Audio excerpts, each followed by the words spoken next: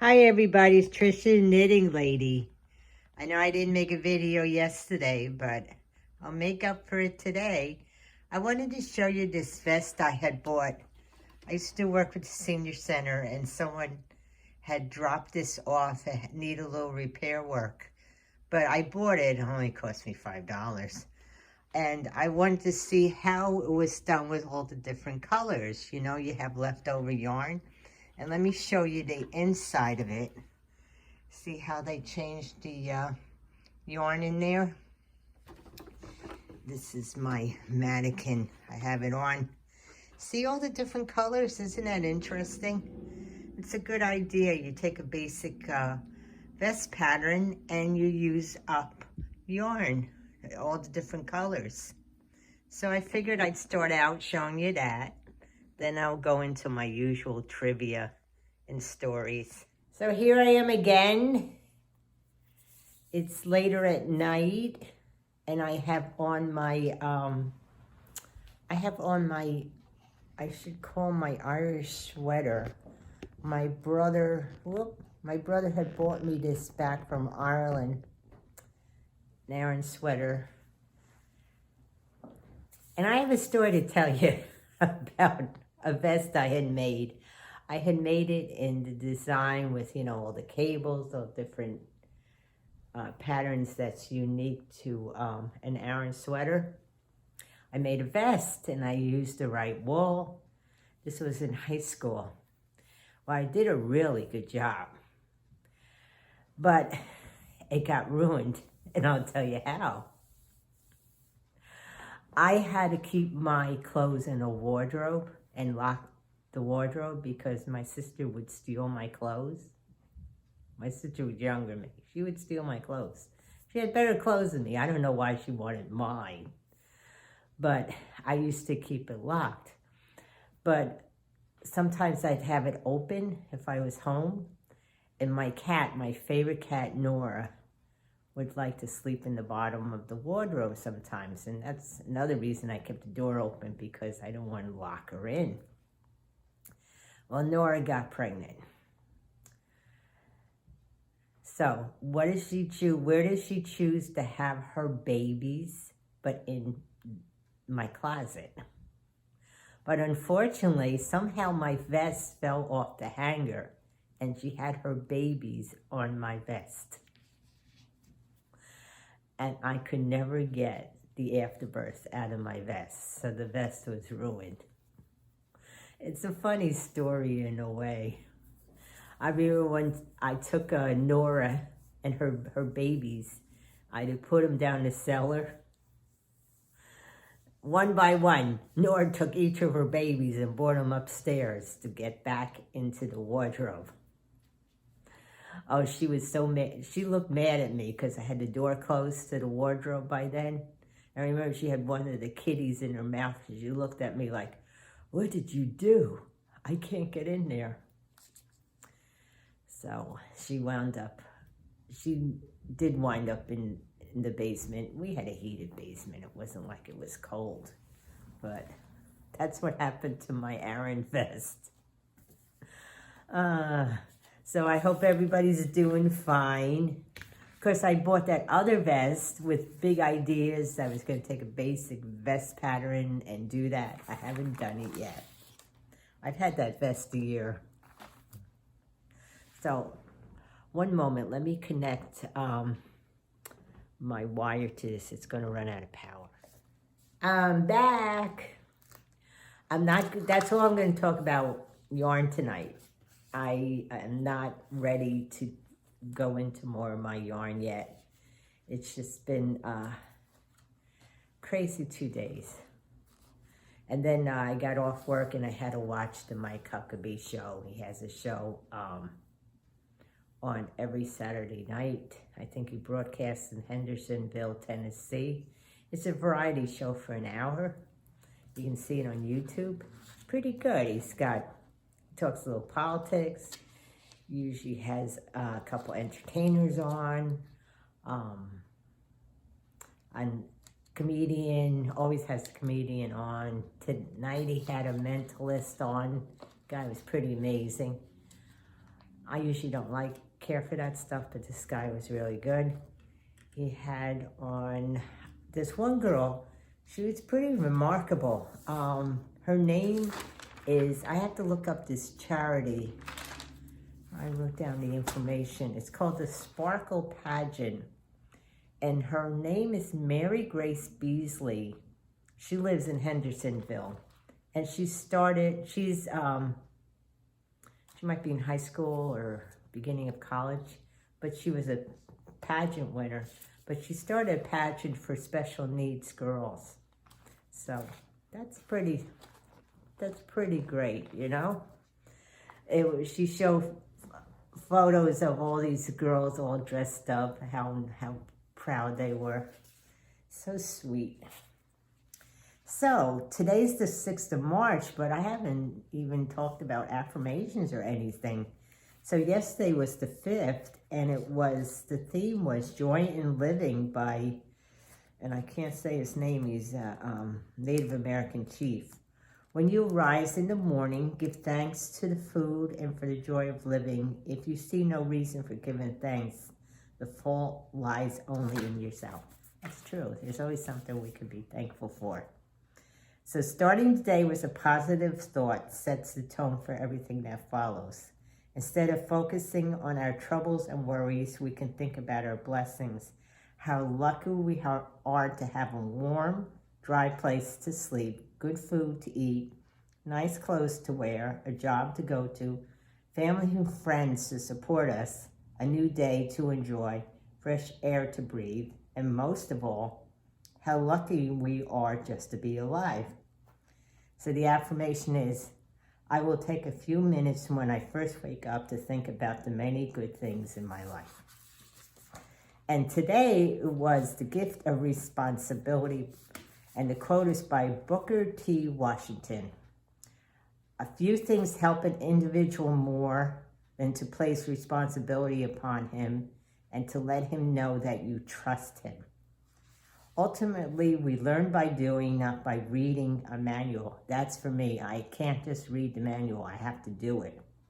It can be nerve-wracking to let children do the dishes for the first time. What if a dish gets broken? Or stay home alone for the first time? What if something happens? But children will never learn to do the dishes or develop independence without taking that first step on their own. It can be hard to give up responsibility. We may fear that the others won't be as competent as we are. But unless we want to keep doing everything ourselves, eventually we have to be willing to trust others. Instead of saying, oh, thanks, but I'll do it myself. I will trust someone else to take on the responsibility. I don't have as much a problem giving responsibility to somebody else anymore. I really don't. When my son comes to visit, I just hand the car keys to him and say, you can drive. In fact, as the older I get, I'm like, okay, you want to do that? Fine. I'm not saying I'm #1 mother of the year, trust me. But I always had my son take on responsibilities. I wanted him to learn how to fend for himself. So he learned how to do the basic stuff. And to this day, wherever we go someplace, if we go to somebody's house and they cook, they make a dinner, he always does the dishes. And even if they have a dishwasher, he rinses them off. And it's just the way I raised him. It was just the two of us, so I said, we got to fend for ourselves. Now for tomorrow, March 7th, it's stepping out of our ruts. The truth is that our finest moments are more likely to occur when we are feeling deeply uncomfortable, unhappy, or unfulfilled. For it is only in such moments propelled by our discomfort that we are likely to step out of our ruts and start searching for different ways or truer answers. And that's by F. Scott Peck. Try to remember the book he wrote. I don't remember. As much as we may dislike being unhappy, discomfort can be a powerful motivation to change our lives. Isn't that true? Similarly, too much comfort can lull us into complacency and stagnation. There's nothing wrong with being comfortable as long as we don't let it close our eyes and mind. And there's nothing wrong with being uncomfortable as long as we use our discomfort to make our life better. So the affirmation is, if this is a good period of my life, I will enjoy it fully. If this is a difficult time, I'll do what I need to get through it and to come out stronger. It's true. So, enough for that. Okay, so birthdays. I missed the birthdays for yesterday. 1974, Eva Mendes. 1963, Joel Osteen. I think he's the evangelist. I'm not sure. And Andy Gibb. 1958, he was born, died in 1988. Only 30. Yeah, that is a shame about him. And also, on March 5th, 1982, comedian John Belushi was found dead of drug overdose at age 33. Which is a shame. He was so talented. Today, March 6th, is the birthday of Shaquille O'Neal. He was born in 1972. Rob Reiner, 1947. And Michelangelo, born in 1475, died in 1564. And what else? What little trivia can I tell you? Frederick Burr invented the Pringles can. When he passed in 2008, his ashes were buried in one. It's a little crazy, isn't it? So, before I talk about what happened today in 1912, I was going through trivia and I found trivia about Peter Pan. James M. Barrie wrote Peter Pan. And the M stand for Matthew, so it's James Matthew Barrie. I always loved the story of Peter Pan. I guess because I never wanted to grow up. You remember that song? I don't want to grow up. Da da da da da. That's from the musical. I should have got the words right? But we did a rendition of that. We used to go around in college and put on little plays for schools. And I remember one time we did a shortened version of Peter Pan. But Peter Pan started out as a play, and then it was adapted into the novel Peter and Wendy. It was a big hit. And they didn't always have fairy dust, but they added fairy dust because children had seen the play and they were jumping off their beds, trying to fly, and children were being hurt. So James M. Barrie added fairy dust, so you needed fairy dust to fly. And Peter Pan wasn't always dressed in green until Walt Disney had put out the animated movie in 1953. Peter Pan usually wore tans, auburn, and browns. Now, the character was named Peter from one of the Davies boys, and I'll talk about that soon. And Pan was a Greek god of wildflowers and wild things in nature. He was the author, J.M. Barrie, was a supporter of the Great Ormond Street Hospital. In 1929, he gave all the rights to the play to the hospital. And it was, part of the agreement was they never disclosed how much he the value of the rights. So, one of my favorite movies, and then it was adopted into a musical, Finding Neverland with Johnny Depp, and Kate Winslet played Sarah Davies. She had the boys, and J.M. Barrie got very close to those boys, and Peter was named after one of the boys.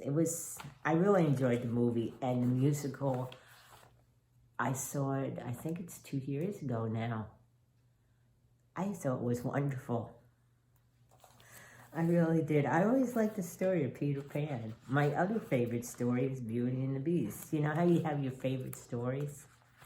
Well, and of course I always liked the musical that Mary Martin was in, Peter Pan. And they had the movie, the Walt Disney movie, and I used to know the songs from that, but the musical I remember more. But the music to Finding Neverland is pretty good as well. So that's enough about Peter Pan. But today is a very sweet birthday. Because on this day, March 6th in 1912, the Oreo sandwich cookie was first introduced by the National Biscuit Company, which later became Nabisco. So let me tell you about Oreos. I can't eat Oreos because of the chocolate, but I like sandwich cookies. I don't eat too many of them. So, Oreo cookies were introduced in a grocery store in Hoboken, New Jersey. I used to work in Hoboken when I first started for the railroad. I worked in Hoboken. Hoboken was the scene of the movie On the Waterfront with Marlon Brando. Back then, Hoboken was kind of seedy. Now it's like Yuppieville. You can't afford to live in Hoboken. It's really gone the other way. Frank Sinatra came from Hoboken. It's only a mile wide. It's a very small city, but it's expensive to live there now. Right on the waterfront. So let me tell you about Oreos. Now they had the chocolate cookie with the vanilla filling, but they also had a flavored lemon meringue. And that had vanilla cookies with a filling that had a white filling with a tart flavor, like a lemon meringue. But they discontinued that in 1920. Now I could have ate them. Plus I love lemon meringue pie. So it takes 59 minutes to make each Oreo. It's very exact. It's down to exact science. Every Oreo cookie contains 90 ridges, 12 flowers, 12 dashes, and 12 dots. And I know the cookie is so popular. I mean, most people I find like Oreo cookies. And they have different ways to eat them. You know, some take them apart, some eat them whole, you dunk it in milk. So since 1912, over 500 billion Oreo cookies have been enjoyed. So, let's go have some Oreos. I can't, but you can have some on me. So that's about it. I have nothing else going on besides that 4-letter word, which is driving me crazy. People are crazy. I don't know why they don't just go to a CPA to do their taxes. I mean, we have limits on what kind of difficulty we can handle because we're doing it online. But it's just amazing when people call up with their questions. It's like, why are you doing that? One of the co-workers had someone on the phone. The guy makes over $1 million and he's got a couple rentals and he's doing it himself. Why? Why? If I started to make big money, I wouldn't do my own taxes, and I know how to do them. So, those who have very complicated taxes out there, please go to a CPA or go to an enrolled agent to do your taxes. You don't need the liability. You're not saving that much. And that's my opinion for the day. So everybody have a good day. Take care.